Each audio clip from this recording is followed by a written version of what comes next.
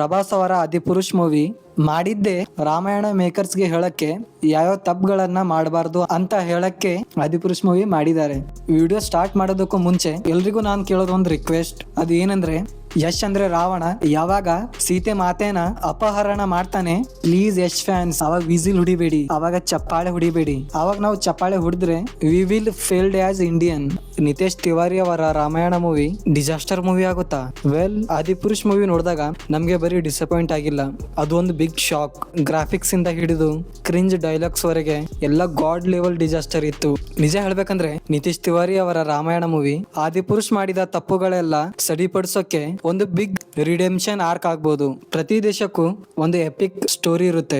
ನಮ್ಮ ಭಾರತಕ್ಕೆ ಅದು ರಾಮಾಯಣ ಇದೆ. Not just a story, our truth, our history. Ramayana ಬರೀ ಕಥೆ ಅಲ್ಲ, ಇದು ನಮ್ಮ ಸಂಸ್ಕೃತಿ. ನಿತೇಶ್ ತಿವಾರಿ ಅವರ ರಾಮಾಯಣ ಮೂವಿ ಅನೌನ್ಸ್ ಆದಾಗ ಒಂದ್ ಕಡೆ ಎಕ್ಸೈಟ್ಮೆಂಟ್ ಇತ್ತು, ಇನ್ನೊಂದ್ ಕಡೆ ಪ್ರಶ್ನೆ. ಆದಿಪುರುಷ್ ಮೂವಿ ಕೊಟ್ಟಿರುವ ಗಾಯಗಳನ್ನ ಹೀಲ್ ಮಾಡುತ್ತಾ? ಅಫ್ಕೋರ್ಸ್ ಮಾಡುತ್ತೆ. ಯಾಕಂದ್ರೆ cost, music, VFX and most importantly budget ಎಲ್ಲ ಚೆನ್ನಾಗಿದೆ. 4000 crores for Ramayana part 1 and part 2 ಸೇರಿಸಿ ಬಜೆಟ್ ಇದೆ ಅಂತೆ. ನಂಗನ್ಸುತ್ತೆ ಅವರು ಪ್ರೊಡಕ್ಷನ್ ಮತ್ತೆ ಪ್ರಮೋಷನ್ ಎಲ್ಲ ಆಡ್ ಮಾಡಿ ಇಷ್ಟು ಬಜೆಟ್ ಆಗುತ್ತೆ ಅಂತ 4000 crore ಬಜೆಟ್ ಕನ್ಸಿಡರ್ ಮಾಡ್ಕೊಂಡು ಹೋಗ್ತಿದ್ದಾರೆ ಅನ್ಸುತ್ತೆ. Make sense. ಯಾಕಂದ್ರೆ ಬರೀ ರಾಮಾಯಣ ಮೂವಿನ ನಮ್ಮ ಇಂಡಿಯಾದಲ್ಲಿ ರಿಲೀಸ್ ಮಾಡ್ತಿಲ್ಲ, ವರ್ಲ್ಡ್ ಲೆವೆಲ್ ನಲ್ಲಿ ರಿಲೀಸ್ ಮಾಡ್ತಿದ್ದಾರೆ. ವರ್ಲ್ಡ್ ಲೆವೆಲ್ ನಲ್ಲಿ ಪ್ರೆಸೆಂಟ್ ಮತ್ತೆ ರಿಲೀಸ್ ಮಾಡ್ಬೇಕಂದ್ರೆ ಪ್ರಮೋಷನ್ ಕೂಡ ಚೆನ್ನಾಗಿ ಮಾಡ್ಬೇಕಾಗುತ್ತೆ. 4000 ಕೋಟಿ budget make sense. Nitesh Tiwari team Adipurush ತರಹ ಹಾಫ್ ಹಾರ್ಟೆಡ್ VFX ಮಾಡ್ತಾರ ಅಂತ ಡೌಟ್ ಏನ್ ಬರಬೇಕಾಗಿಲ್ಲ. ಯಾಕಂದ್ರೆ DNEG Oscar winning VFX studio Ramayana ಮೂವಿಗೆ ವರ್ಕ್ ಮಾಡ್ತಿದ್ದಾರೆ. DNEG has won 8 Oscar for best visuals effect. Inception, Interstellar, Ex Machina, Blade Runner 2049, Tenet, Dune part 1 and part 2 ಈ ಎಲ್ಲಾ ಮೂವೀಸ್ ಗಳಿಗೆ ಡಿನೆಗ್ ಅವರು ಆಸ್ಕರ್ ಗೆದ್ದಿದ್ದಾರೆ. ಕ್ರಿಸ್ಟೋಫರ್ ನೋಲನ್ ಅವರ ಮೋಸ್ಟ್ಲಿ ಎಲ್ಲಾ movies ಗಳಿಗೆ ಡಿನೆಗ್ ಸ್ಟುಡಿಯೋನವರೇ VFX ಮಾಡಿದ್ದಾರೆ. Namit Malhotra CEO of DNEG company, ಅವರು ಈ ಮೂವಿಯ ಒನ್ ಆಫ್ ದ ಪ್ರೊಡ್ಯೂಸರ್ ಕೂಡ ಇದ್ದಾರೆ. ಗ್ರಾಫಿಕ್ಸ್ ನಲ್ಲಿ ಅವರು ಕಾಂಪ್ರಮೈಸ್ ಮಾಡಲ್ಲ. ಅವರು ಪ್ರೊಡ್ಯೂಸ್ ಮಾಡ್ತಿದ್ದಾರೆ ಅಂದ್ರೆ ಒಂದ್ ಕೈ ಜಾಸ್ತಿನೇ ಅವ್ರ ಟೀಮ್ ಇಂದ ಎಫರ್ಟ್ ಹಾಕ್ಲಾಕ್ ಹಚ್ತಾರೆ.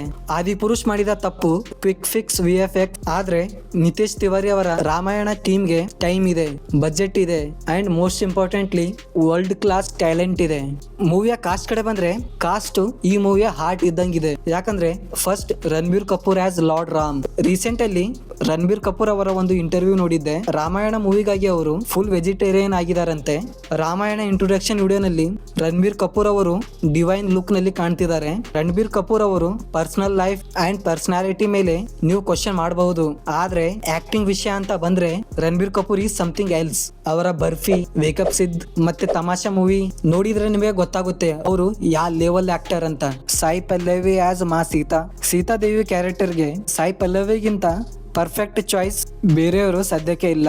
ಅವರ ನ್ಯಾಚುರಲ್ ಆಕ್ಟಿಂಗ್, ಸಿಂಪಲ್ಸಿಟಿ ಮತ್ತೆ ಆ ಡಿವೈನ್ ಗ್ರೇಸ್ ಮಾ ಸೀತೆಯವರಿಗೆ ನಿಜವಾದ ಗೌರವ ಕೊಡುತ್ತೆ ಅಂತ ನಂಗೆ ಅನ್ಸುತ್ತೆ. Rocking star as Ravana. Yash ಅವರ ರಾವಣ ಪಾತ್ರ ಈ ಮೂವಿಯ ಬಿಗ್ಗೆಸ್ಟ್ ಹೈಲೈಟ್. ನಮ್ಮ ರಾಕಿಂಗ್ ಸ್ಟಾರ್ ಯಶ್ ರಾವಣನ ಕಾಂಪ್ಲೆಕ್ಸಿಟಿ, ಪವರ್ ಮತ್ತೆ ಇಂಟೆಲಿಜೆನ್ಸ್ ನ ಹೇಗೆ ಸ್ಕ್ರೀನ್ ಮೇಲೆ ತೋರಿಸ್ತಾರೆ ಅಂತ ನೋಡಕ್ಕೆ ನಾನು ವೇಟ್ ಮಾಡ್ತಿದ್ದೀನಿ. ರಾವಣನ ರೋಲ್ ನ ಬರೀ ವಿಲನ್ ತರ ತೋರ್ಸಲ್ಲ, ಶಕ್ತಿಶಾಲಿ ರಾಜ ಮತ್ತೆ ಜ್ಞಾನಿ ತರ ತೋರಿಸ್ತಾರೆ. ರಾವಣನ ಇಂಟೆಲಿಜೆನ್ಸ್ ಮತ್ತೆ ಫಿಯರ್ ಎರಡು ಯಶ್ಗೆ ಪರ್ಫೆಕ್ಟ್ ಆಗಿ ಸೂಟ್ ಆಗುತ್ತೆ. ಯಶ್ ಅವರು ಈ ಮೂವಿಯ ಒನ್ ಆಫ್ ದ ಪ್ರೊಡ್ಯೂಸರ್ ಕೂಡ ಇದ್ದಾರೆ. ಅಂಡ್ ರವಿ ದುಬೆ ಆಸ್ ಲಕ್ಷ್ಮಣ್ ಅವರ ಪಾತ್ರಕ್ಕೆ ರವಿ ದುಬೆ ಅವ್ರನ್ನ ಸೆಲೆಕ್ಟ್ ಮಾಡಿದ್ದಾರೆ. ರಣವೀರ್ ಮತ್ತೆ ರವಿ ದುಬೆ ಅವರ ಬ್ರದರ್ಹುಡ್ ಕೆಮಿಸ್ಟ್ರಿ ಸ್ಕ್ರೀನ್ ಮೇಲೆ ನೋಡಕ್ಕೆ ಚೆನ್ನಾಗಿರುತ್ತೆ. ಸನಿ Deol as Hanuman. Just imagine ಮಾಡಿ, ಸನಿ ದೇವಲ್ ಅವರು ಗದಾ ಹಿಡ್ಕೊಂಡು ಬರುವ ಆ ಲುಕ್ ಮತ್ತೆ ಅವರ ಪವರ್ಫುಲ್ ವಾಯ್ಸ್, ಇದು ನೋಡಕ್ಕೆ ಪಕ್ಕಾ ಗೂಸ್ ಬಂಪ್ಸ್ ಮೂವ್ಮೆಂಟ್. ಸನ್ನಿ ದೇವಲ್ ಅವರು ಹನುಮಾನ್ ಅವರ ರೋಲ್ ನ ಹೇಗೆ ಪುಲ್ ಆಫ್ ಮಾಡ್ತಾರೆ ಅಂತ ಕಾದ್ ನೋಡ್ಬೇಕು. ಮತ್ತೆ ಇನ್ನು ಕೆಲವು ಅನ್ಅಫಿಷಿಯಲ್ ಕಾಸ್ಟ್ಯೂಮ್ ಕೂಡ ಇದಾವೆ. Rakul Preet Singh as Surpanakha, Kajal Aggarwal as Mandodari, Amitabh Bachchan as Jatayu, Mohit Raina as Lord Shiva, Anil Kumar as King Janak, Bobby Deol as Kumbhakarna and Vijay Sethupathi और ಹರ್ಮನ್ ಬೆವೇಜಾ ಆಸ್ ವಿಭೀಷಣ್. ಡೈರೆಕ್ಟರ್ ನಿತೀಶ್ ತಿವಾರಿ ಅವರ ಟ್ರ್ಯಾಕ್ ರೆಕಾರ್ಡ್ ನೋಡಿದ್ರೆ ದಂಗಲ್ ಮತ್ತೆ ಚಿಚೋರೆ ತರ ಬಿಗ್ ಬ್ಲಾಕ್ ಬಾಸ್ಟರ್ ಮೂವಿ ಮಾಡಿದ್ದಾರೆ. ನಿಮ್ಗೆ ನೆನಪಿರ್ಲಿ, ಅವರು ಡೈರೆಕ್ಟ್ ಮಾಡಿರುವ ದಂಗಲ್ ಮೂವಿ ಸದ್ಯಕ್ಕೆ ಇಂಡಿಯಾದ ಹೈಯೆಸ್ಟ್ ಗ್ರಾಸಿಂಗ್ ಮೂವಿ. ಅವರು ಇಮೋಷನಲ್ ಮತ್ತೆ ಅಥೆಂಟಿಕ್ ಸ್ಟೋರಿ ಟೆಲ್ಲಿಂಗ್ ಗೆ ತುಂಬಾ ಇಂಪಾರ್ಟೆನ್ಸ್ ಕೊಡ್ತಾರೆ. ಅವರು VFX ನ ಓವರ್ ಡೂ ಮಾಡಲ್ಲ. AR ರೆಹಮಾನ್ ಮತ್ತೆ ಹಾನ್ಸ್ ಜಮೀರ್ ಇಬ್ರು ಬಿಗ್ ಲೆಜೆಂಡ್ಸ್ ಇದ್ದಾರೆ ಮ್ಯೂಸಿಕ್ ಗಾಗಿ. ಇದು ಒಂಥರ ಡ್ರೀಮ್ ಕೊಲ್ಯಾಬ್ ಇದ್ದಂಗೆ. ಯಾಕಂದ್ರೆ ಇವರು ದುಡ್ಡಿಗಾಗಿ ಕೆಲಸ ಮಾಡಲ್ಲ. ನಾನ್ ಇಷ್ಟು ಅಷ್ಟು ಕೋಟಿ ಕೊಡ್ತೀನಿ ಅಂತ ಅಂದ್ರೆ ಬರಲ್ಲ. ಅವ್ರಿಗೆ ಅನ್ಸ್ಬೇಕು ನಾನ್ ಮಾಡ್ತಿರೋದಕ್ಕೆ ಒಂದು ಮೀನಿಂಗ್ ಇದೆ, ಒಂದು ವ್ಯಾಲ್ಯೂ ಇದೆ ಅಂತ ಅವರಿಗೆ ಅನ್ಸಿದ್ರೆ ಮಾತ್ರ ಅವರು ಒಪ್ಕೊಳ್ತಾರೆ. ಟೂ ಲೆಜೆಂಡ್ಸ್ ಕೊಲ್ಯಾಬ್ ಇಂದ ಇದು ಬರೀ ಸೌಂಡ್ ಅಲ್ಲ, ಇದು ಒಂದು ಡಿವೈನ್ ಎಕ್ಸ್ಪೀರಿಯನ್ಸ್. ರಾಮಾಯಣ ಒಂದು ಮಹಾಸಾಗ. ಅದು ಬರೀ 2 hour ಮೂವಿಯಲ್ಲಿ ಕವರ್ ಮಾಡೋದು ತುಂಬಾ ಕಷ್ಟ. ಒಂದೇ ಪಾರ್ಟ್ ಅಲ್ಲಿ ಕವರ್ ಮಾಡಕ್ ಹೋಗಿ ತುಂಬಾ ಕ್ಯಾರೆಕ್ಟರ್ಸ್ಗೆ ಸಿಗ್ಬೇಕಾದ ಟೈಮ್ ಸಿಕ್ಕಿಲ್ಲ.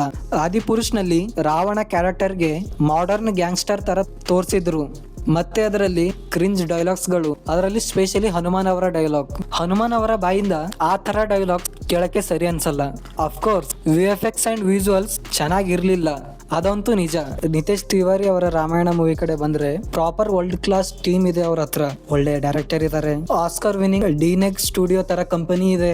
ಅಂಡ್ ಮೋಸ್ಟ್ ಇಂಪಾರ್ಟೆಂಟ್ಲಿ 2 parts ಅಲ್ಲಿ ಮೂವಿ ಬರ್ತಿದೆ. ಒಂದು ದೀಪಾವಳಿ 2026 ಅಲ್ಲಿ ಅಂಡ್ ಪಾರ್ಟ್ 2 ದೀಪಾವಳಿ 2027 ಅಲ್ಲಿ ಬರ್ತಿದೆ. ಸೊ 2 parts ಅಲ್ಲಿ ಬರ್ತಿರೋದ್ರಿಂದ ಎಲ್ಲಾ ಕ್ಯಾರೆಕ್ಟರ್ಸ್ಗೆ ಸಿಗ್ಬೇಕಾದಷ್ಟು ಟೈಮ್ ಸಿಗುತ್ತೆ. 2026 ದೀಪಾವಳಿ ರಿಲೀಸ್ ಆಗ್ತಿದೆ ಅಂದ್ರೆ ಬರೀ ಅದು ರಿಲೀಸ್ ಡೇಟ್ ಅಲ್ಲ, ಇದು ಒಂದು ಕಲ್ಚರಲ್ ಇವೆಂಟ್.